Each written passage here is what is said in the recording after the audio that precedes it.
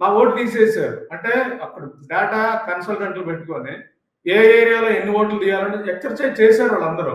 ఇదంతా BJP school ఇదంతా. BJP స్కూల్లో ఏంటంటే ఎంత ఓటింగ్ చేయాలి, బీజేపీకి ఎన్ని సీట్లు రావాలనేది ఉంది. కానీ నేను చెప్తా ఉంది, పేద ప్రజలు ఎవరైనా అంత హాస్పిటల్లో, అంత విద్య, అంత ఉచిత నీరు, అంత మీరన్నట్టు మహేశ్వరరావు మీరన్నట్టు ఓట్ చోరీ అని మీరు కోట్ చేశారు. ఓట్ చోరీ గనక నిజంగా బీజేపీ చేసి ఉంటే మీరన్నట్టు మొన్న అన్ని సీట్లు ఎందుకు తగ్గుతాయి? ఆ రోజు కాంగ్రెస్ కూటమి 2019లోకి ఎన్ని వచ్చినాయి, 2024లో ఎన్ని వచ్చాయి? దాదాపు 300 చిలుకు కాంగ్రెస్కి వచ్చాయి ఇండియా కూటమికి. సో ఇక్కడ నేనేదే సార్ చెప్పేది, మీకు ఎలక్షన్ గురించి డిస్కస్ చేద్దాం. ఇది ఎలక్షన్ ప్రాసెసింగ్ వచ్చాక ఏంటంటే ఎలక్షన్ కమిషన్ పార్ట్ లో మేనేజ్మెంట్ ఒకటి ఉంది, అది నేను చెప్తున్నాను. ఎందుకంటే ఎక్కడ ఓట్లు వేయాలి, ఎక్కడ డిలీట్ చేయాలి అనేది కూడా ఆటోమేటిక్ గా అది ఒకటి జరిగే విధానం. రెండో విధానం మీకు చెప్తాను. ఇక్కడ మాకు మిగతా రాజకీయాలకి ఏజెన్సీలు వచ్చాకి ఫెయిర్ ఎలక్షన్ జరగనట్లేదు. డబ్బు రాజకీయాల్లో ఒక ఎంపీ 100 కోట్లు ఖర్చు పెడితే ఆపోజిట్ ఎంపీ కూడా 100 కోట్లు ఖర్చు పెట్టినిస్తేనే ఫెయిర్ ఎలక్షన్ అంటాను రియల్ గా. ఇప్పుడు బీజేపీ ఖర్చు పెట్టింది, అలాగే కాంగ్రెస్ కూడా ఖర్చు పెట్టనీయగలిగితే ఫెయిర్ రాజకీయం అంటాం. కాంగ్రెస్ పెట్టనీయకుండా సిబిఐ, ఈడీ లాంటి ఏజెన్సీలు వాడిన విధానం ఉన్నప్పుడు ఏంటంటే ఫెయిర్ ఎలక్షన్ అది జరగట్లేదు. మీకు అది చాలా, అందుకే ఈ దేశంలో బీజేపీని ఓడించగలిగిన స్థాయి డబ్బు రాజకీయం చేసి ఏ పార్టీకి ఉండదు, ఇంక్లూడింగ్ కాంగ్రెస్ కానీ ఏ పార్టీకి. బీజేపీని ఓడించగలిగిన స్థాయి దేశంలో ఒక ఆమ్ ఆద్మీ పార్టీకే ఉంది. అంటే మాలాంటి వాళ్ళని అంత గట్టిగా నమ్మడానికి రీజన్ ఏంటంటే మేము ఎలక్షన్ డబ్బు ఆడం, కానీ ఎలక్షన్ మేనేజ్ చేయగలుగుతాం. బట్ అక్కడ మహేశ్వరరావు ఓకే, మీరు చెప్పినట్టు ఓకే. మనం అసలు విషయానికి వస్తే ఇప్పుడు పబ్లిక్ ప్రైవేట్ పార్ట్నర్షిప్ మీద ప్రభుత్వం పునరాలోచించుకుంటుందా, లేదా పబ్లిక్ ప్రైవేట్ పార్ట్నర్షిప్ కే వెళ్తుందా ఆంధ్రప్రదేశ్ లో కూటమి ప్రభుత్వం? అసలు ఆంధ్రప్రదేశ్ ప్రభుత్వం ప్రజలేమనుకుంటున్నారు అనేది వాళ్ళకి అనవసరం.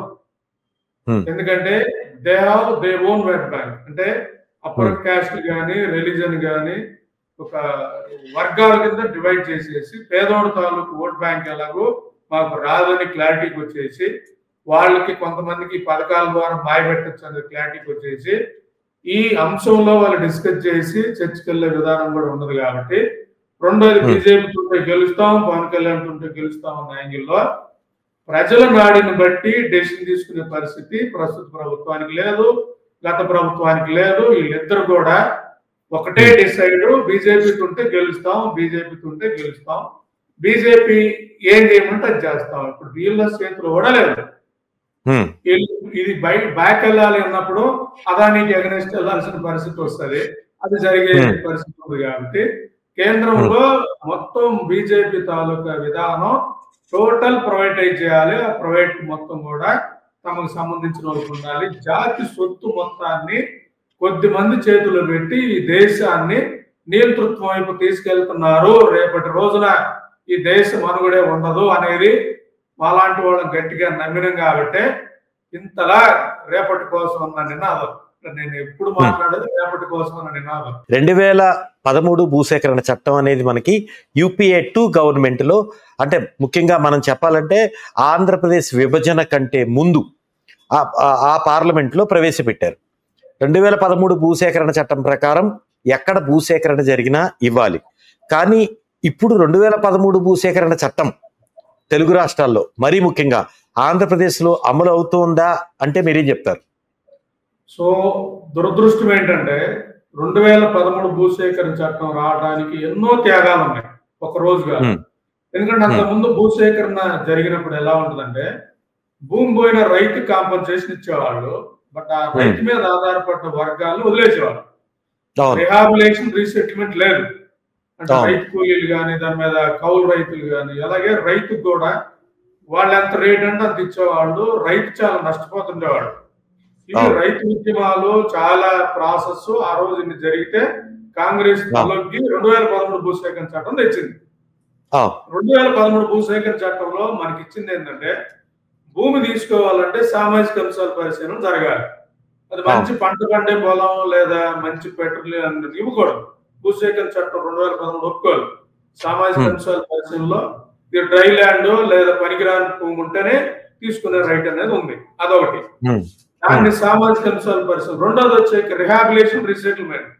దీనివల్ల సామాజిక అంశాలు ఇంపాక్ట్ అయినప్పుడు దాని మీద ఆధారపడ్డ వాళ్ళకి ఎవరైతే రైతు కూలీలు వెళ్ళుకున్నారో వాళ్ళ కాంపన్సేషన్ కూడా ఇవ్వండి, పునరావాసం కల్పించండి అనేది కూడా చెప్పింది. మూడోది కాకుండా అసలు అప్రూవల్, ఇప్పుడు మా గ్రామంలో ఇవ్వాలంటే మా వాళ్ళందరూ అప్రూవ్ చేస్తేనే, గ్రామ సభ అప్రూవ్ చేస్తేనే 70%, 80% అన్న దాని ప్రాజెక్ట్ ని బట్టి చెప్పింది. ఈ మూడు ఏమైతుందంటే దేశంలో భూసేకరణ జరిగితే రైతుకు న్యాయం జరుగుతుంది. ఇది వచ్చిన విధానం. దీన్ని రావటం ఎప్పుడైతే బీజేపీ తాలూకా వర్కౌట్ లో ఈ మోడిఫికేషన్ గా ట్రై చేసినట్టు భూసేకరణ జరగడం కష్టం అవుతుంది అన్న విధంగా. కేంద్రంలో పాజిబుల్ అవ్వలేదు. బట్ ఇక్కడ రాష్ట్రంలో 2018లో దీంట్లో ఒక క్లాజ్ యాడ్ చేశారు ఈ చంద్రబాబు నాయుడు గారు. అంటే 2013 ఇవన్నీ కూడా కొన్ని ప్రాజెక్ట్స్ కంటే నేషనల్ ప్రాజెక్ట్స్ అంటే డిఫెన్స్ కానీ లేదా హైవేస్ కానీ వాటికి ఎగ్జామ్స్ ఇచ్చారు. దాంట్లో ఇండస్ట్రియల్ కారిడార్ యాడ్ చేశారు కొత్తగా వీళ్ళు. అంటే ఉన్నది దీంట్లో ఇది యాడ్ చేశారు. యాడ్ చేసినప్పుడు ఏమైతుంది, రైతుకు వచ్చిన ఏదైతే రైట్స్ ఈ మొత్తాన్ని లేకుండా చేసిన పరిస్థితి. బట్ కారణం ఏంటంటే దీని మీద వైసీపీ కూడా చర్చ చేయలేదు. ఏదో ఆడావుడిగా ఆ రోజు. ఎందుకంటే ప్రతిపక్షంలో వాళ్ళు ఉన్నారు, రూలింగ్ ఉన్నారు, ఇద్దరికి తెలిసి భూమి కొట్టేయాలి. ఎందుకంటే బ్యాక్గ్రౌండ్ మొత్తం కూడా భూములు ఎలా తీసుకోవాలి మీకు తెలిసే. జగన్మోహన్ రెడ్డి చరిత్ర వీళ్ళందరూ అర్థమవుతారు.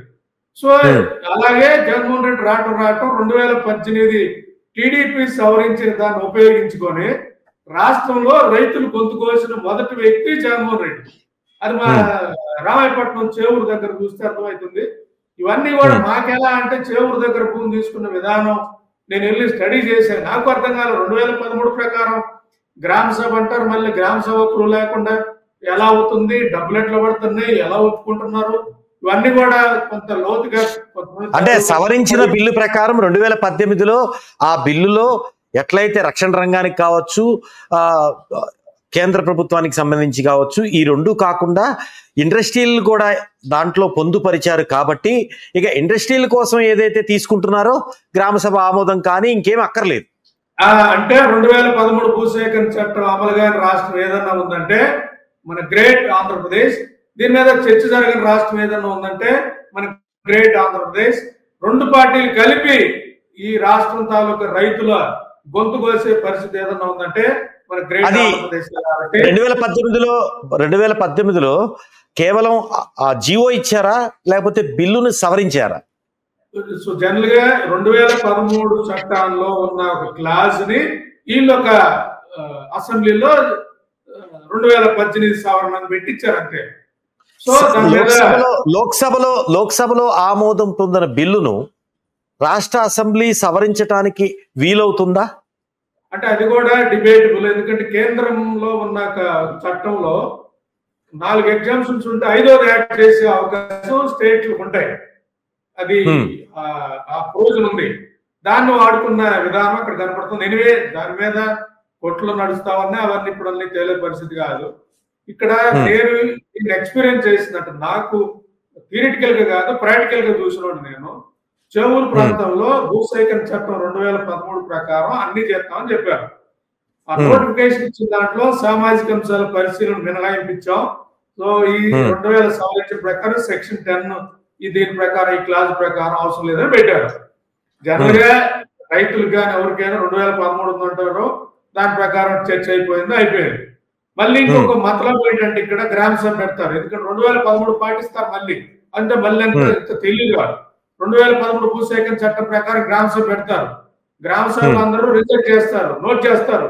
గ్రామ సభ రిజెక్ట్ చేసిందని కలెక్టర్ అంతా నోట్ చేస్తారు. ఈ తర్వాత ఏమనుకుంటారు ఈ రైతులందరూ, అమ్మాయి అనే గ్రామ సభలో రిజెక్ట్ చేశాను, 2013 చట్టం ప్రకారం గ్రామ సభలో అప్రూవ్ కాకపోతే భూసేకరణ ముందుకెళ్దాం రైతులు అనుకుంటారు. డీమ్డ్ గ్రామ సభ చేస్తారు మళ్ళీ. అంటే నాకు అర్థమైంది ఏంటంటే, సో అక్కడ 10 మంది రైతులు తీసుకెళ్లి కలెక్టర్ ఆఫీస్ లో లేదా ఇంకొక చెట్టు కింద కూర్చోబెట్టి ఎన్లైటెడ్ ఫార్మర్స్ 10-15 మంది ఇల్లు మేనేజ్ చేసిన వాళ్ళతో పాస్ చేసేస్తారు. ఏది దీని న్యూస్ బయటకు రాని మళ్ళీ. అంటే ఈ ప్రక్రియ భూసేకరణ ప్రక్రియ పూర్తి అయిందనేది మళ్ళీ అఫీషియల్ గెజిట్ ఏం చేయరు. ఇది అకౌంట్ లో మనీ వేసుకుంటూ వెళ్ళిపోతారు. ఈ క్రమంలో మా రైతులు ఎవరైతే చుక్కల భూములు ఉంటాయో, లేదా ఏదన్నా అసైన్ ల్యాండ్ ఉంటాయో, లేదా ఏదన్నా జనరల్ ఒక రైతు అసైన్ ల్యాండ్ కొన్నాడు అనుకో, అసైన్ ల్యాండ్ కొంటే తీవ్ర నేరం కదా. ఈ అసైన్ ల్యాండ్ కొన్నాడు కాబట్టి ఈ రైతు దొరికిపోతాడు ఎవరికి వాళ్ళకి. ఇతని దగ్గరికి వెళ్ళి నువ్వు అసైన్ ల్యాండ్ కొన్నావు, ఈ చట్టం ప్రకారం మీద కేసు పెడతాననగానే ఆ రైతులు దండం పెట్టి ఆ భూమి ఇచ్చేసే పరిస్థితి. ఆ రైతులు చుక్కల భూమి 10 ఎకరాల్లో 3 ఎకరాలు ఉంది, నువ్వు కానీ ఇవ్వకపోతే ఏంటంటే ఆ 3 ఎకరాలు పోద్ది కాబట్టి ఆ రైతు దండం పెట్టి ఇచ్చే పరిస్థితి. జగన్మోహన్ రెడ్డి అన్ని చేసి కరేడు దాళ్ళకు చేవూరు రైతుల దగ్గర భూములు కొట్టేసి అక్కడ అయిపోయింది. ప్రాసెస్ అంతా మేనేజ్ చేయడానికి కొన్ని సంఘాలు, కొన్ని పార్టీలు పనిచేస్తాయి. భూసేకరణ చట్టం, ఉద్యమాలు, ఆడావుడి, హంగామా అంత అయిపోద్ది. 3 ఏళ్లలో 70% దాటుతుంది సార్ భూసేకరణ. 70% దాటగానే ఇంకో జీవో విడుదల చేస్తారు.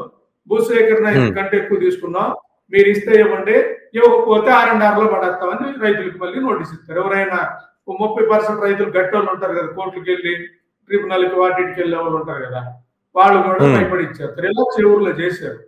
అదే పరంపర కరేడులో మొదలు పెట్టేశారు. కరేడులో కూడా అదే జరిగింది. ప్రభుత్వం మారిందంటే అప్పుడేమో వైసీపీ ఉంది, ఇప్పుడు వచ్చేకి టీడీపీ ప్రభుత్వం ఉన్నది. సో అక్కడేమో వైసీపీ తాలూకా ఎవరైతే విశ్వేశ్వర రెడ్డి ఉన్నాడో ఆయనకి ఇప్పుడు టీడీపీ వాళ్ళు ఇస్తున్నారు. అప్పుడు తీసుకుంది వైసీపీ రెడ్డి భూములు ఎవరు, విశ్వేశ్వర రెడ్డి, వైసీపీ ప్రభుత్వం. ఇప్పుడు పేజ్ మారిపోయింది. ఆయన ఇప్పుడు టీడీపీ ఆయన భూములు ఇస్తా ఉందంటే జగన్మోహన్ రెడ్డి కంపెనీకి లోకేష్ బాబు భూములు ఇస్తా ఉన్నారు. ఇది కదా సిండికేట్ రాజకీయం రాష్ట్రంలో. మలాంటి వాళ్ళు మాట్లాడుతూ ఉంది, మలాంటి వాళ్ళు ఇంతలా వర్కౌట్ చేస్తా ఉంది కూడా. ఇదే పరంపరలో కరేడులో కూడా అదే. ఒకవైపు భూసేకరణ ప్రక్రియ ఏదైతే అవ్వాల్సిందని చెప్పే కదా, గ్రామ సభ అంతా రిజెక్ట్ చేసిన డీమ్డ్ గ్రామ సభ చెప్పేసి క్లోజ్ చేసినట్టుంది. రైతులకు అవసరమైన అమౌంట్ వేస్తా ఉన్నారు. ఒకవైపు రైతులు చుక్కల భూములు ఇవన్నీ తీసేసుకుంటా ఉన్నారు. రెండో వైపు ఉద్యమం జరుగుతున్నట్టు ఉండాలి కదా. మళ్ళీ ఈ రామచంద్ర యాదవ్ ఇట్లాంటి తీసుకొచ్చి సో ఆ రోజు కూర్చోబెట్టి నా ప్రాణం పోయినా రైతులు భూసేకరణ జరగనీను, నా ప్రాణం పోయినా భూసేకరణ జరగనీను అని చెప్పేసి ఈ మొత్తం మెలోడీ డ్రామా అయిపోద్ది. 3 ఏళ్ల తర్వాత మళ్ళీ ఇక్కడ కూడా అనుకున్న పర్పస్ సర్వ్ అవుతుంది. రాష్ట్రంలో రైతులు గొంతుకు వస్తుంది సిండికేట్. 2 పార్టీలు చెప్పాలంటే ఉద్యమాన్ని బయటకు వెళ్ళలేదేమో ప్రతిపక్షం, రూలింగ్ పార్టీ ఏమో దాని పని తను చేసేసుకుంటా ఉంటుంది. ఈ కార్పొరేట్ వీళ్ళందరినీ మేనేజ్ చేస్తున్నాడు. రూలింగ్ ప్రతిపక్షం ఏం లేదు, మీడియా లేదు, అధికారులు లేరు, మొత్తాన్ని కార్పొరేట్ విశ్వేశ్వర రెడ్డి లాంటి వాళ్ళు మేనేజ్ చేయటం, భూమి తీసుకోవటం, సో వాడేసుకోవడం. ఇది విధానం. ఇప్పుడు మన రామాయపట్నం దగ్గర చూస్తే సార్ వాళ్ళు తీసుకున్న ఎకరం 20 లక్షలు, ఈ రోజు 1,10,00,000 ఉంది. అంటే మళ్ళీ తీసుకున్న 3 ఏళ్ళకి అంటే రైతులు ఆసిపోయినట్టే కదా ఎకరాని. అంటే డెవలప్ అయ్యే ఏరియాలో రేట్లు పెరుగుతాయని చెప్పుకొని ముందే భూములు కొట్టేసి సోలార్ ప్లాంట్లు అయ్యి అని చెప్పి ఇదే కదా ఇన్సైడర్ ట్రేడింగ్. అంటే భూసేకరణ మీద జరుగుతున్న విధానాల మీద ప్రభుత్వం పునరాలోచించుకుంటుందా? ఏదైతే 2013 భూసేకరణ చట్టంలో ఇండస్ట్రియల్ కారిడార్ ని పొందుపరిచారో దాని మీద ఇటు ప్రజలు ఎలాంటి దీని మీద వ్యతిరేకిస్తారు, ప్రతిపక్షాలు ఆ గొంతుకు ఎలా తోడవుతాయి, ఏం జరుగుతుందని వేచి చూద్దాం. థ్యాంక్ యూ అండి నీతి మహేశ్వర గారు, మీరు చర్చలో పాల్గొన్నందుకు థ్యాంక్ యూ వెరీ మచ్ అండి. హలో, తెలుగు రాజ్యం ఛానల్ చూస్తున్నారా? సామాజిక రాజకీయ జీవన చిత్రణే తెలుగు రాజ్యం. అతిశయోక్తులు అసత్యాలు ఉండవు. రాజకీయ కోణం కాదు, ప్రజా కోణమే కొలబద్ద. తెలుగు రాజ్యం వీక్షణ మీ ఉత్తమ అభిరుచికి నిదర్శనం.